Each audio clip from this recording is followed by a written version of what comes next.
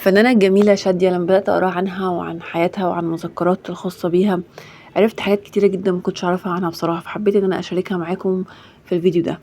أول حاجة عرفتها عنها إن في دايما ولد كان بيطلع معاها اسمه خالد، والناس كانت مفكراه إن هو ابنها.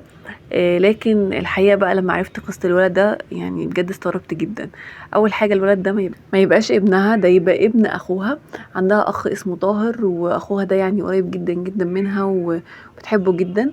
وراح اتجوز واحدة من تركيا، من اسطنبول تحديدا، وجت عاشت معاه هنا في مصر. لكن للأسف ما كملوش، قعدوا 3 سنين بالظبط متجوزين وبعد كده انفصلوا. فلما انفصلوا وهي كانت عايزة ترجع بلدها عشان خاطر والدتها كانت تعبانة وكانت عايزة تقعد معاها، وقررت خلاص طالما انفصلت يعني فمش عايزة تقعد في مصر، يعني لاني خلاص ما بقاش يعني ليه لازمة وجودها هنا. فقررت ان هي ترجع فعلا اسطنبول، فراحت لشادية وقالت لها حاجة غريبة جدا. قالت لها ابني امانة عندك، خلي ابني امانة عندك، انا واثقة انك هتعرفي تربيه احسن تربية، لانك اكتر واحدة حنينة عليه، وانا هبقى مطمنة جدا جدا لو هو معاكي. ونفس القصة يعني اخوها وافق على كده ورحب جدا ان هي تربيه. وفعلا بتقول شادية ان انا لما بدات اربيه، يمكن الموضوع كان بالنسبه لي غريب في الاول، لكن لما خدته فعلا وربيته حسيت ان فعلا حياتي كلها اتلونت بشكل تاني. ان هي بتقول ان انا يعني كلنا عارفين ان شادية اتجوزت اكتر من مره وما خلفتش، ربنا ما ارادش ان هي تخلف، يعني حملت كذا مره بس يعني سقط الاطفال دي سقطت، فما كانش فيه ربنا ما كانش كاتب ان هم يتولدوا يعني. فما كان يعني ما حلم الامومه ده كان عندها ونفسها جدا ان هي تكون ام، فربنا ما ارادش ده. فلما خالد دوت هي خدته او اديته لها مرات اخوها، بتقول حسيت كده بسعاده رهيبه، يعني خلالي حياتي ليها معنى. بتقول حياتي ما كانش ليها معنى لان لا كان في زوج عندي، ان هي اتجوزت اكتر مره وانفصلت، فما كانش في زوج في حياتها، ما كانش في راجل في حياتها، وفي نفس الوقت برضو ما كانش عندها ابن. فقالت حسيت بقى ان ده عوضني عن شعور الامومه. وكانت هي عايشه مع والدتها شاديه، فبتقول نور حياتنا انا وامي، وحسينا فعلا بالسعاده الحقيقيه، وفعلا ربيته كانه ابني، وكنت بخليه يناديني باسم ماما، واول ما كان يقول ماما كنت بحس كده بسعاده رهيبه جدا جدا. دي حاجه من الحاجات اللي دايما ان انا يعني ما كنتش اعرفها عن شاديه. دايما كنت بشوف الولد ده كان بيطلع في الصور معاها، وكمان لما كبر بقى مهندس اسمه خالد. ودايما يعني بيتكلم عن عمته وفضل عمته في تربيته. في اي لقاء بيطلع يتكلم عنها كلام جميل جدا جدا جدا، لان هي فعلا كانت قريبه جدا منه.